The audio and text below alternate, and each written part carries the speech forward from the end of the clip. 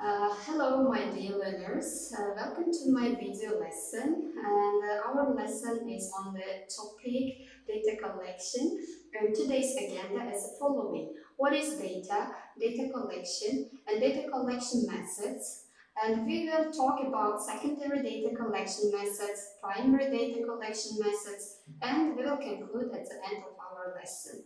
So let's discuss about data. What is data?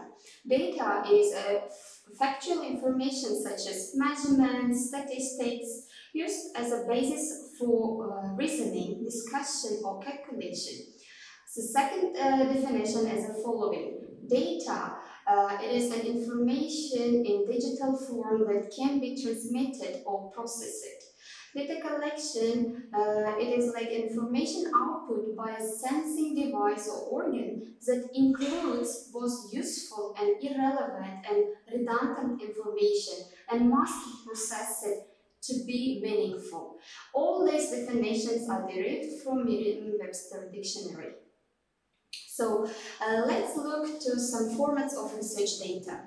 So it can be like documents, text, MS Word, spreadsheets, lab notes, notebooks, field notebooks, diaries, questionnaires, transcripts, surveys, code books, experimental data, films, audio, video, tapes or files, photographs, images, file, or sensor readings, test response, artifacts, specimens, physical samples, models, scripts, content, analysis, so focus group, recordings, interview notes. So data collection, what is it? It is a process of collecting information from all the relevant sources to find answers to this research problem, test the hypothesis, and evaluate the outcomes.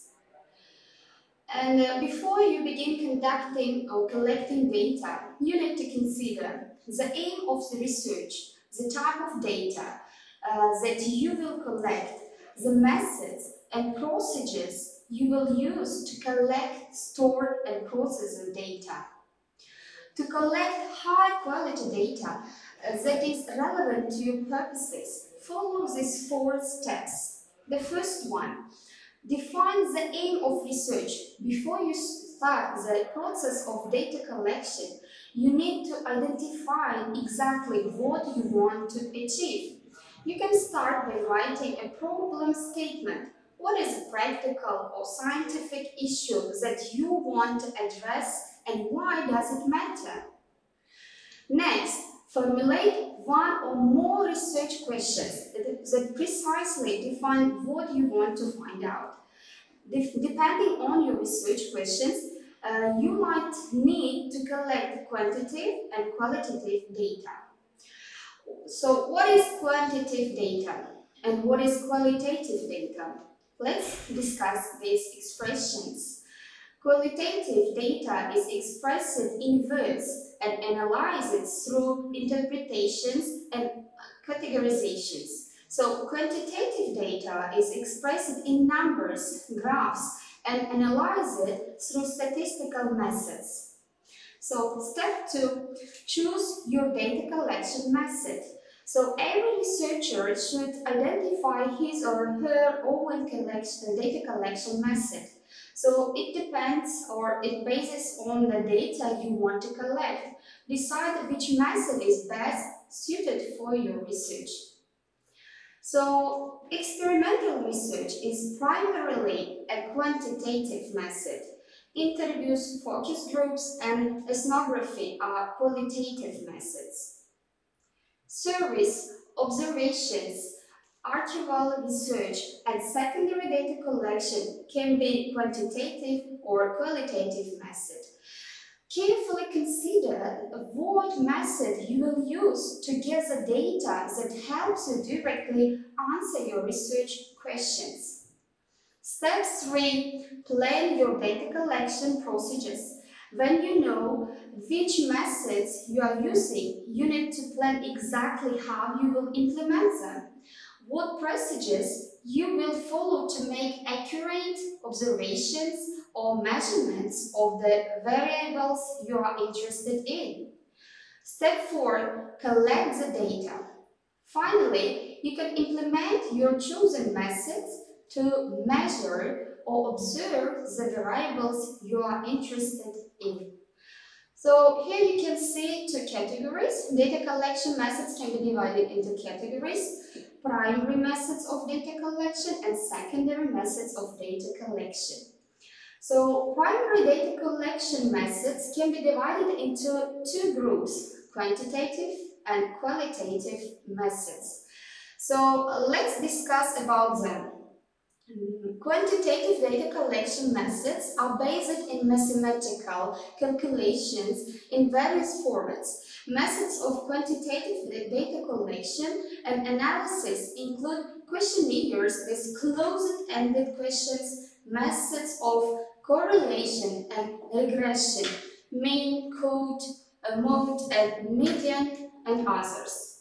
Quantitative methods are cheaper to apply, and they can be applied within shorter duration of time compared to qualitative method. Moreover, due to a high level of standardization of quantitative methods, it's easy to make comparisons of findings. Qualitative research methods, on the contrary, do not involve numbers or mathematical calculation. Qualitative research is closely associated with words, sounds, feelings, emotions, colors, and other elements that are non-quantifiable. Qualitative studies aim to ensure greater level of depth of understanding, and qualitative data collection methods include interviews, questionnaires with open-ended questions, focus groups, observation, game or role-playing, or case studies. Your choice between quantitative and qualitative methods data collection depends on the area of your research and the nature of research aims and objectives. So, secondary data. It is a type of data that has already been published in books, newspapers, magazines, or journals, or online portals. There is an abundance of data available in these sources about your research area in business studies, almost regardless of the nature of the research area.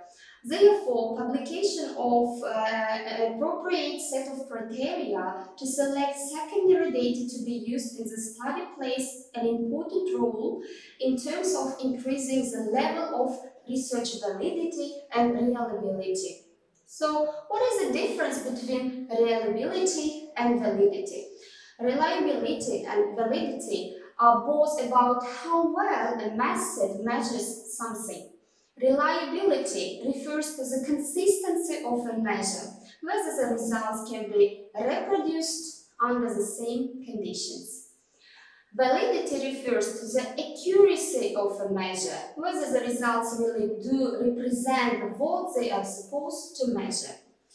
So here you can see some tests. You can check your knowledge. So here you can see research data can take many forms depending on the academic area in which research is being conducted.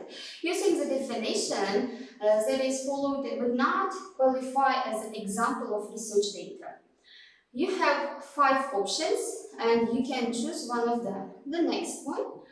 And let's check your answer. The second one, data typically falls within one of two categories, qualitative or quantitative. Which of the following are examples of qualitative data? Here you can see 5 options. It is your choice which one to choose.